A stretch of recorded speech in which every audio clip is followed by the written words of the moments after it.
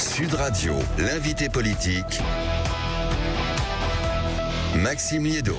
Il est 8h16 sur Sud Radio et mon invité politique est Jean-Philippe Tanguy. Bonjour. Bonjour. Député RN de la Somme, le monsieur économie du RN est dans un contexte où l'agriculture, bien sûr, balaye l'actualité avec des mobilisations massives. On l'a vu encore hier à Bruxelles et des blocages qui se poursuivent, notamment sur des voies importantes, qui plus est avant les vacances de Noël. Et une porte-parole du gouvernement, Maud Bréjon, qui assure que le gouvernement ne tolérera plus de nouveaux blocages. C'est la bonne stratégie, ça, non ?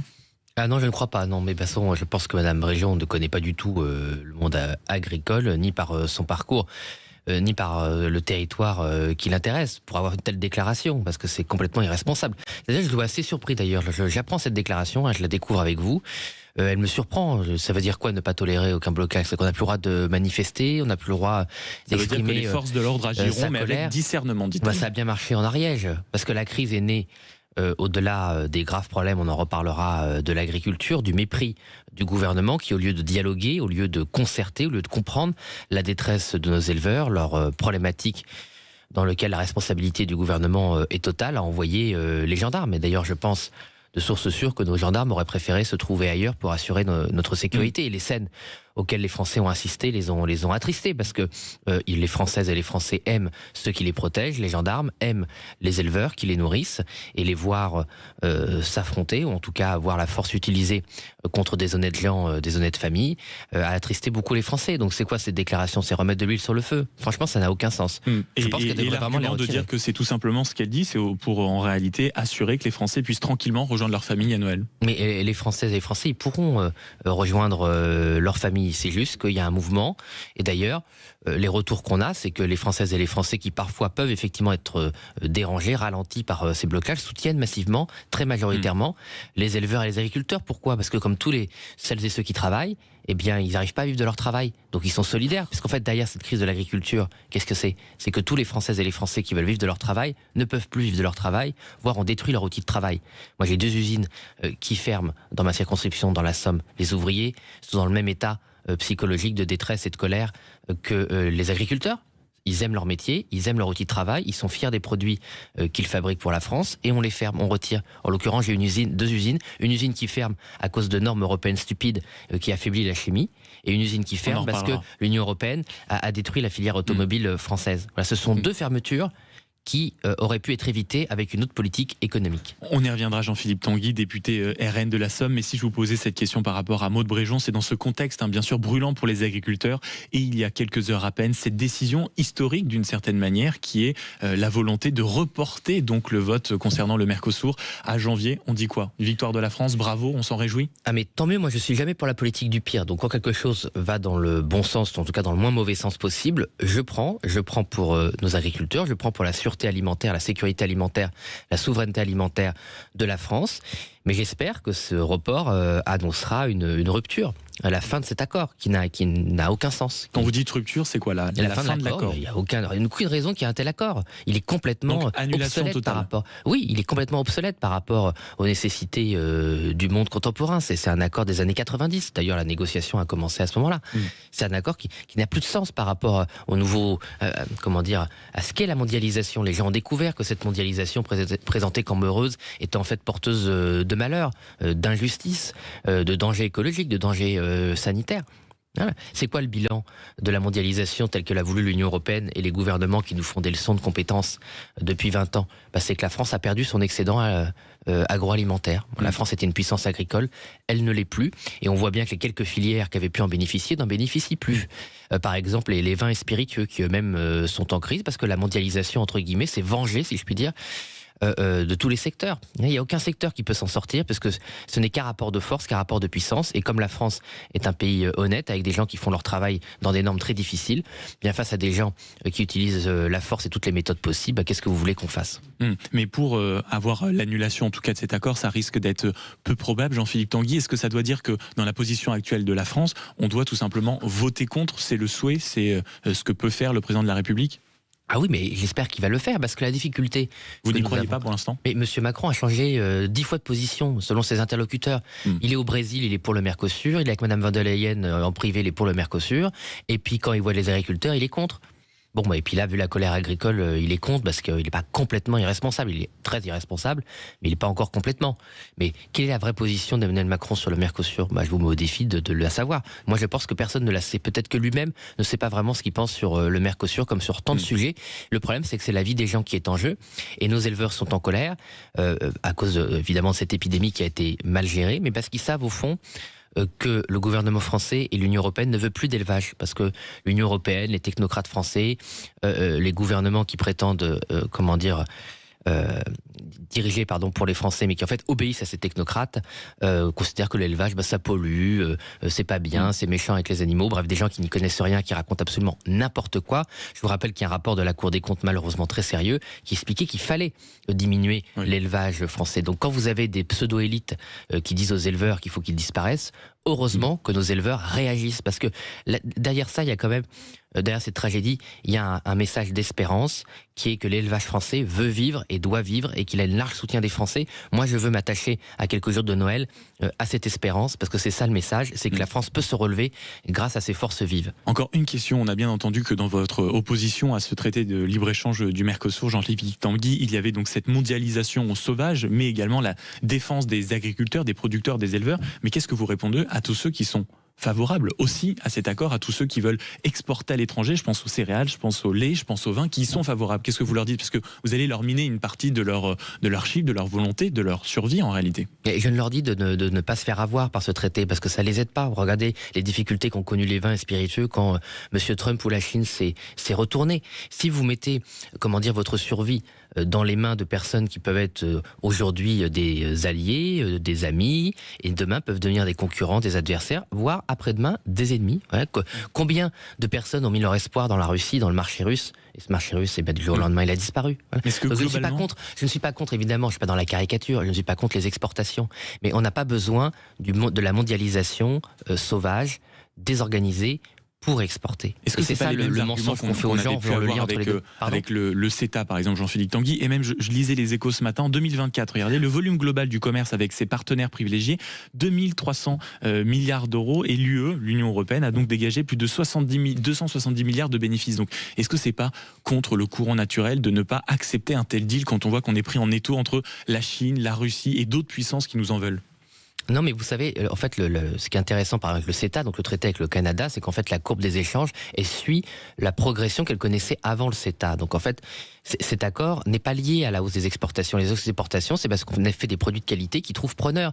Si les gens, par exemple, vous parliez des vins et spiritueux, ils achètent du champagne et du cognac, c'est parce que ce sont des produits de qualité. Donc on n'a pas besoin de sacrifier les autres filières pour vendre des produits de qualité LVMH. Ils n'attendent pas après M. Macron pour faire leur plan de progression, heureusement, ou Hermès, par exemple. Dans 1 heure pile, mon cher Jean-Philippe Tanguy, dans 1 heure et 6 minutes précisément, vous serez en commission mixte paritaire. Vous aurez le grand privilège d'être parmi les 7 députés et les 7 sénateurs qui auront donc l'immense pression pour essayer de trouver un budget. Beaucoup pensent que cette commission mixte paritaire n'aboutira à rien ou ne pourra pas avoir lieu. Combien de temps peut-elle ne pas durer, cette commission mixte paritaire? Écoutez, j'espère qu'elle va durer 30 minutes, parce que si ça dure plus longtemps, ça veut dire qu'on augmentera, parce qu'on est minoritaire malheureusement le Rassemblement national, donc ça veut dire qu'avec LR et les socialistes et les macronistes, ils augmenteront soit les impôts si les socialistes gagnent, soit gagnent entre guillemets, soit les LR l'endettement, ce qui s'est passé au Sénat avec une aggravation du déficit de 20 milliards d'euros, soit si c'est les macronistes, les deux, il y aura des impôts et du déficit. Voilà. C'est parce que c'est exactement ce qui s'est passé, et je le déplore, avec le budget de la sécurité sociale. Quand on sait que ces gens, pour garder leur siège, se sont mis d'accord sur un déficit de 24 milliards d'euros, le plus gros déficit de la Ve République pour la sécurité sociale, hors crise économique. Il n'y a pas de crise économique en ce moment. Il y a des difficultés pour les Français, mais il n'y a pas une crise globale. Donc vous nous dites ce matin, Jean-Philippe Tanguy, que vous êtes le monsieur économique quand même du RN. En réalité, vous souhaitez que cette CMP n'aboutisse à rien, sinon ce sera un échec pour les Français? Absolument, absolument. Un lourd échec pour les Français qu'ils paieront soit par des nouveaux impôts, soit par de la dette qui ne sont que des impôts décalés. Donc en fait, la situation budgétaire est tragique, et en fait, ces gens qui veulent se maintenir au pouvoir à tout prix, en fait, c'est la leçon de la dissolution, c'est que ces gens sont prêts veulent juste garder leur siège. Ils n'ont rien à proposer. imposé. Voilà. Qu'est-ce qu'ils ont dit au moment des Français pour faire barrage au Rassemblement national? On a compris la leçon, on a entendu le message, on va changer, on va appliquer une politique.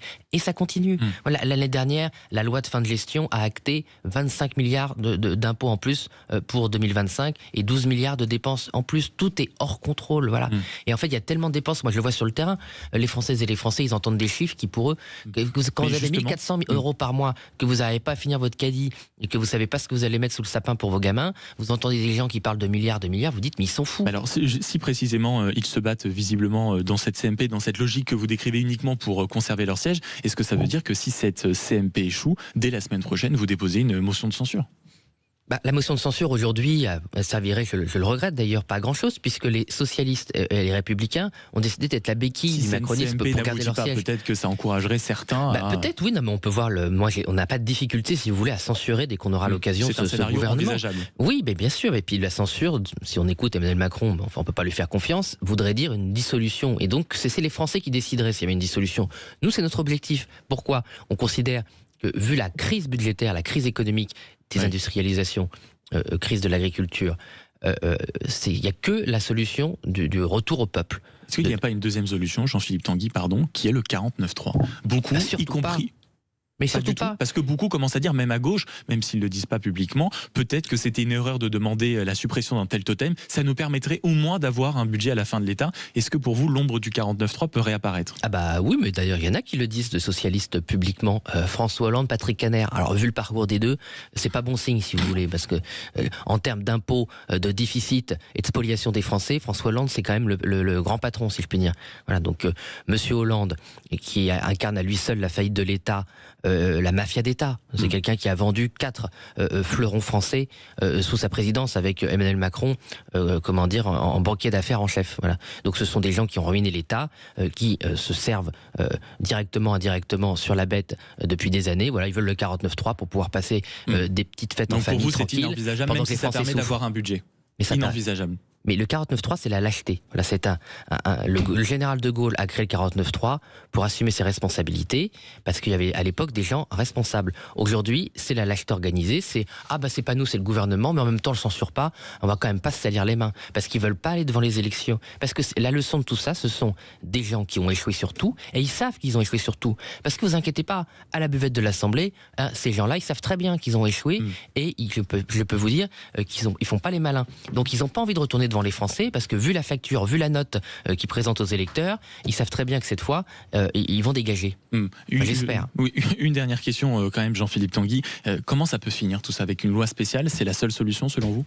Oui, c'est pas très grave, une loi spéciale, ça permettra de gagner du temps, voilà. Mais ce qu'il faut, et moi le message que j'ai envie de faire passer, malgré effectivement les fêtes, qui coûterait quand même entre 10 que et 12 les familles milliards. ont envie d'en... Non, mais ça c'est pas vrai, parce que ça c'est ce que disent les macronistes. Et en fait, vous savez c'est quoi ces 10 à 12 milliards? C'est le fait qu'ils peuvent pas piquer des impôts et piquer des droits. C'est très intéressant. En fait, pour le gouvernement macroniste, quand on dit oui, l'année dernière, la censure nous a fait perdre 12 milliards d'euros. En fait, c'est quoi? C'est parce qu'ils n'ont pas pu augmenter les impôts comme ils voulaient, ils n'ont pas pu geler les retraites, ils n'ont pas pu geler les allocations familiales, et donc ils considèrent que tout cet argent qu'ils n'ont pas pu voler aux Français, c'est une perte. Vous vous rendez compte la logique? En fait, ils considèrent, d'ailleurs, ils appellent ça des économies. Quand vous entendez à la télé, on va faire X milliards d'économies. En fait, pour eux, les économies, c'est geler les retraites, augmenter les franchises médicales, enlever les allocations pour les impôts, baisser l'allocation adulte handicapé. Pour eux, c'est ça les économies. Mais c'est pas ce que les Français attendent comme économie. Les Français, quand ils entendent économie, c'est baisser le train de vie de l'État, s'attaquer à la fraude, arrêter de payer tout et n'importe quoi pour la submersion migratoire, arrêter de donner 7 milliards d'euros en plus pour Madame von der Leyen. Ça, c'est des vraies économies. Mais pour ça, il faut avoir du courage. Et en fait, on en revient un peu au message que je voulais faire passer. Ces gens n'ont aucun courage. Les gens qui dirigent la France depuis des années sont des lâches, incompétents, qui font payer aux Françaises et aux Français l'ensemble de leurs erreurs. Et malheureusement, on a un défaut dans notre pays, c'est qu'on ne sait pas se débarrasser des incompétents. Dans les autres pays, les pays anglo-saxons, les pays du Nord, tout ce petit monde aurait déjà dégagé depuis longtemps. C'est le seul moment, moi j'adore mon pays, c'est le seul moment où j'aimerais avoir une autre nationalité, c'est pour dégager les nuls.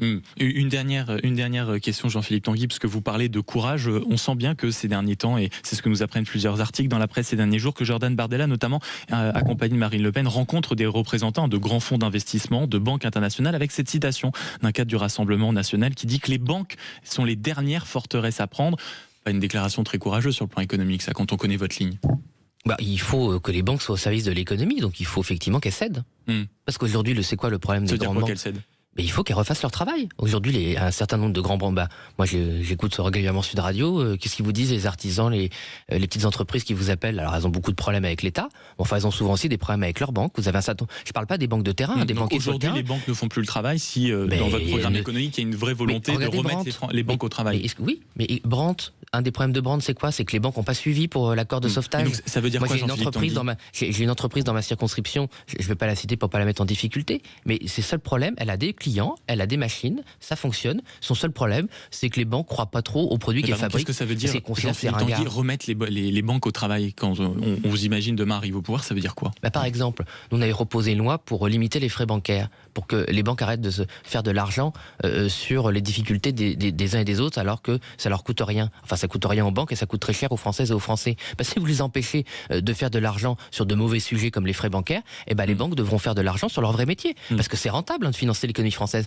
Mais c'est plus difficile. Vous savez, foutre des pénalités sur un chèque ou sur un découvert, c'est facile, ça ne demande pas beaucoup de travail. Par contre, aller voir les chefs d'entreprise, faire de la prospective, prendre des risques, ça c'est difficile. Et ça mérite salaire. Donc il faut que les banques méritent leur argent et qui donc financent l'économie française avec les entrepreneurs et les familles. Et là, tout ira bien, mais c'est sûr que si elles font pas leur travail, malheureusement, ça fonctionne pas. Jordan Bardella est victime d'un dénigrement, d'une violence inouïe, a dit Marine Le Pen hier soir chez nos confrères d'Europe 1. Vous partagez ce constat ?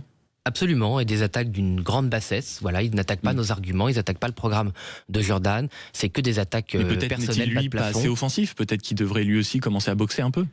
Mais son rôle, c'est de rassembler, comme Marine Le Pen d'ailleurs, de rassembler les Françaises et les Français. Mais ça va 2 minutes, il faut proposer, il faut boxer à un moment, Jean-Philippe Tanguy. Ouais, mais moi je crois pas. Moi je pense qu'il a raison de rester au-dessus de la mêlée, de parler des vrais problèmes des gens, des vraies attentes, de donner une vision et de pas s'abaisser, à cogner sur des nains de jardin. Voilà, donc moi je suis là, donc moi je suis disponible pour m'occuper. Il faut bien le dire, voilà, de tous ces gens qui n'ont aucun argument et qui sont toujours sous la ceinture. Voilà. Donc, je vous laisse enfiler vos camps de boxe, notamment que vous allez peut-être utiliser en CMP qui commence dans pile 1 heure, mon cher Jean-Philippe Tanguy. Merci beaucoup d'avoir été l'invité de Sud Radio. Merci beaucoup, député RN de la Somme. Et donc avec l'enjeu du budget de l'État dans les mains dans un instant, 0826 300 300, cette question: est-ce que le gouvernement a raison de ne plus tolérer les nouveaux blocages en ce qui concerne les agriculteurs? Comment vous réagissez? Est-ce que le gouvernement va trop loin ou au contraire, avant les fêtes de Noël, c'est la bonne décision? 0826 300 300, à tout de suite.